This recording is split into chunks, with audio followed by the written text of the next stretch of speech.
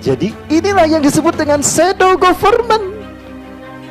Ya gini Bapak Ibu, kita sedang menghadapi satu bangsa yang menjadi kaki tangan Dajjal, yang berambisi untuk menciptakan tata dunia baru, the new world order. They really want to take over the world and to create one government in the world, one political system, democracy, one economical system, capitalism, one military system, barbar system, cannibal system, and one ideologi Kabbalah. Semua negara dikawaskan dengan cara yang sama, betul? Dibikin brutal, itu yang namanya aparat, betul? Saya amati seluruh dunia sama. Pertanyaannya, aktor intelektualnya berarti telah dekat dengan kita.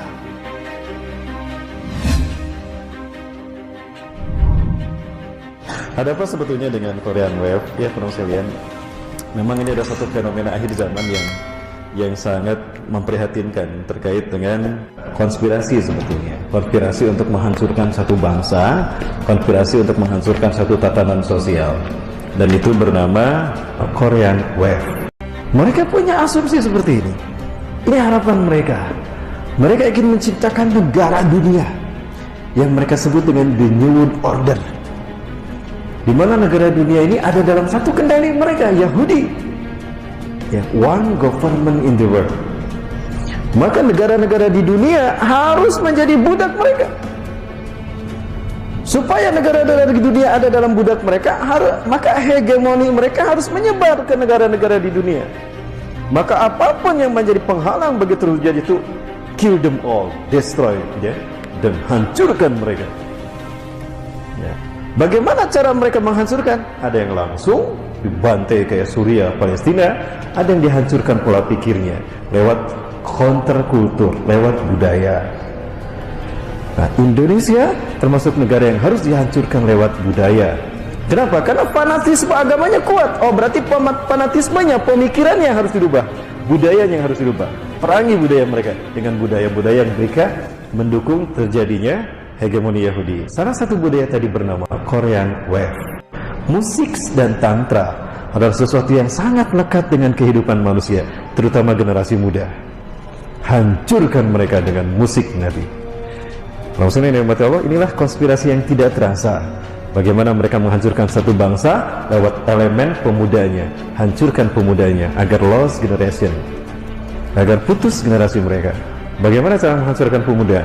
Yaitu salah satu senjatanya Korean Wave yang tidak disadari. Korea menjadi bagian dari instrumen Yahudi dan Nasrani, Dajjal, untuk menghancurkan dunia Islam. Seks dan tantra adalah cara para pengikut Dajjal mengagungkan iblis dan Dajjal. Tantra, sair-sair yang berbau pemujaan kepada mereka. Lihat sair-sair K-pop, sair-sair Korea. Jiwaku untukmu, aku menghambakan diri padamu, aku tunduk pada matamu, karena matamu memberikan cahaya kepadaku dalam segala hidupku. Begitu kan? Nah, dalam konser-konser mereka membawa sosok seekor ular. Apa hubungannya ular dengan musik? Loh, lupakah kalau kaum Kabbalah zaman dulu ketika mereka menyembah Tuhan yang mereka tunggu-tunggu, bahkan melakukan pengorbanan kepada Tuhan mereka, mereka selalu menghadirkan ular bersama mereka. Kenapa harus ular? Karena ular adalah sosok ketika iblis diturunkan ke dunia. Lupakah kita?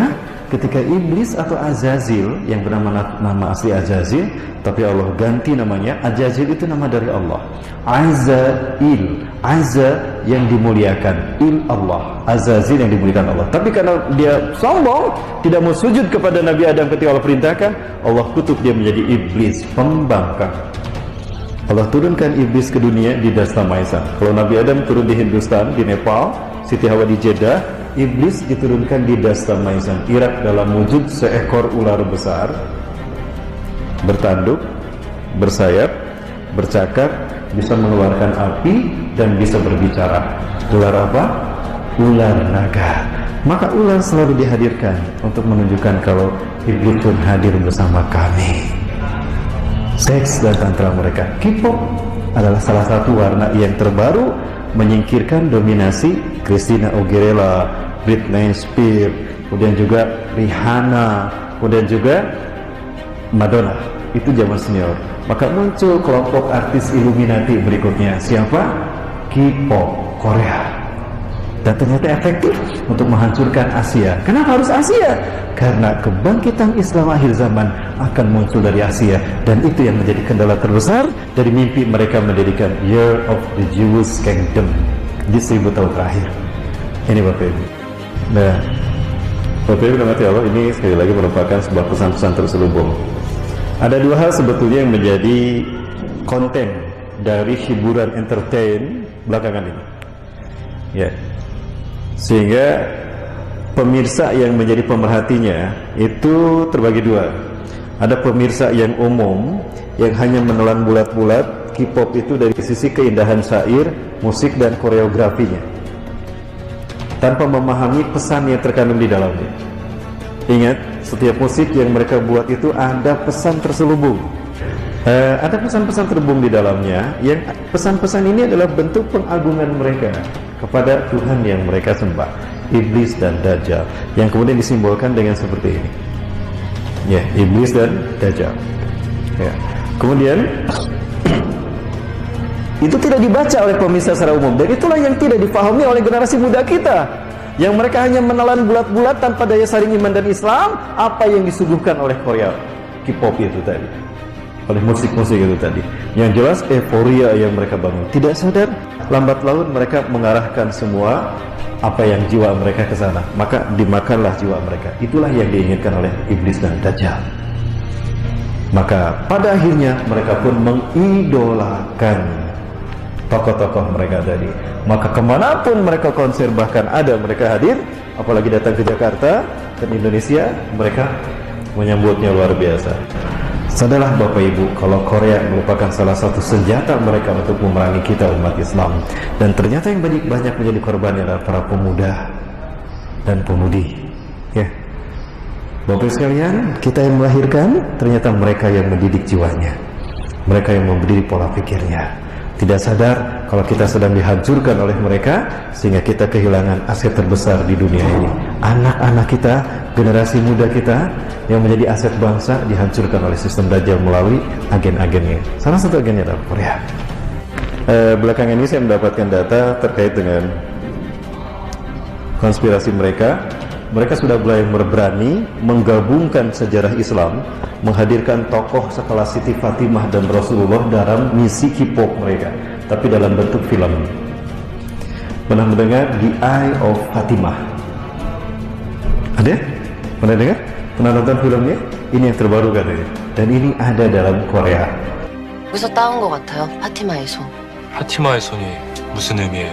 파티마는 마호메트의 딸인데요. 이슬람교에서는 파티마의 손이 천국의 문을 여는 열쇠 역할을 한다고 믿어요. 그래서 정의의 문에 얽힌 전설이 있어요. 천국의 열쇠와 파티마의 손이 맞닿는 날에 비로소 문이 열리고 성이 무너진다고요. 잠깐만. 뭐라고요? 열쇠? 네, 천국의 열쇠요. 파티마의 손이랑 천국의 열쇠.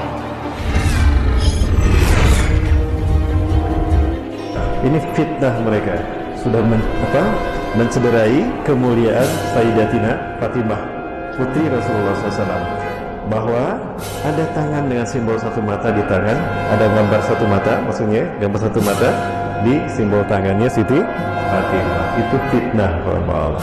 Riwayat itu tidak pernah ada dan tidak pernah terjadi. Nah, pada akhirnya pemuda kita pun, ini endingnya, akhirnya menerima kalau Korea adalah bagian dari rencana mereka untuk menggiring mereka ke surga, tanda petik.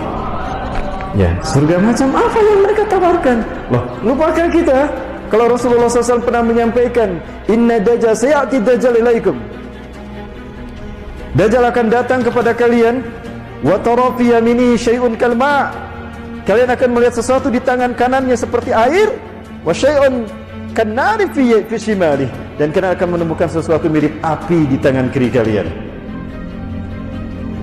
Apa yang kalian itu lihat air atau surga, itu bukan air, itu bukan surga, tapi itu neraka kalian. Ya, itu tadi dunia hiburan, orang enjoy ke dalamnya kan. Mereka merasakan comfortable, so very comfortable, merasa nyaman di sana. Oh, inilah surga, bukan, itu neraka kalian. Dan apa yang kalian di tangan kiri lihat itu adalah api, itu bukan api neraka, tapi itu surga kalian. Apa? Masjid. Bayangkan, di saat yang sama Negara kita pun welcome, aparat pun melindunginya untuk agar tidak ada yang membatalkan acara konser tadi. Maka dilindungi kan? Itu jangan salah, di Cengkareng ketika datang aparat kepolisian luar biasa sigap melayani agen Dajjal. Tapi ketika kiai mau ceramah dihalang-halangi. Nah, masjid ini, kajian ini dibikin seperti neraka, ditakut-takuti, awas teroris, radikal, jangan ke sana. Kamu kalau mau yang ceramahnya Ustaz Rahmat Baikuni itu teroris, ya hati-hati. Nah, dibikin kayak di neraka kita ke dalam ke masjid. Padahal kita ingin mendekatkan pada Allah. Di mana surga kita? Air yang ditawarkan oleh Dajjal atau api yang ada dalam tangan kiri Dajjal? Apa kata Rasulullah? Apa yang kau lihat api, itulah surga kalian. Masuklah ke dalamnya. Jadi inilah yang disebut dengan shadow government. Yakini Bapak Ibu, kita sedang menghadapi satu bangsa yang menjadi kaki tangan Dajjal, yang berambisi untuk menciptakan tata dunia baru, the new world order. They really want to take over the world and to create one government in the world, one political system, democracy, one economical system, capitalism, one military system, barbar system, cannibal system, and one ideologi Kabbalah. Semua negara dikawaskan dengan cara yang sama, betul? Dibikin brutal, itu yang namanya aparat, betul? Saya amati seluruh dunia sama. Pertanyaannya, aktor intelektualnya berarti telah dekat dengan kita.